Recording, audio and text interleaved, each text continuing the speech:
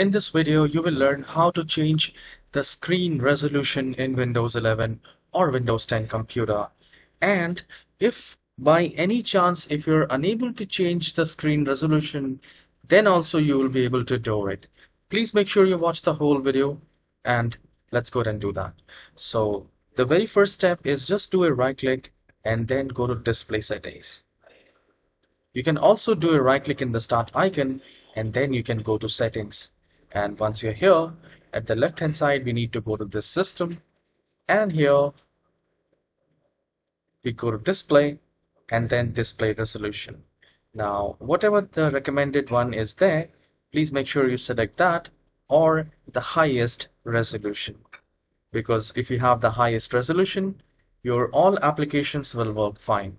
So in my computer, the recommendation was 1080p, so I have done that.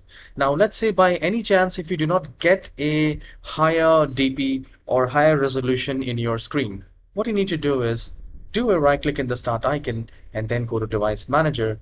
And once the device manager is opened, here we are looking for any option which says display adapters. Now display adapter is there.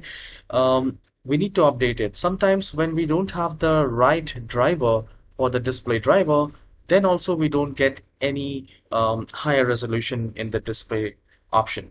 So here just do a right click, go to update driver and click on search automatically for drivers. And if it says that best driver is already installed, no worries, do a right click again and click on update and then click on browse my computer for drivers and then select let me pick from a list available, and from here select one by one all the drivers and then see if you're able to change the screen resolution. With this method, I'm sure you will definitely fix this problem, and if this tutorial is helpful, please hit the like and subscribe. I'll see you in the next tutorial. Have a wonderful day.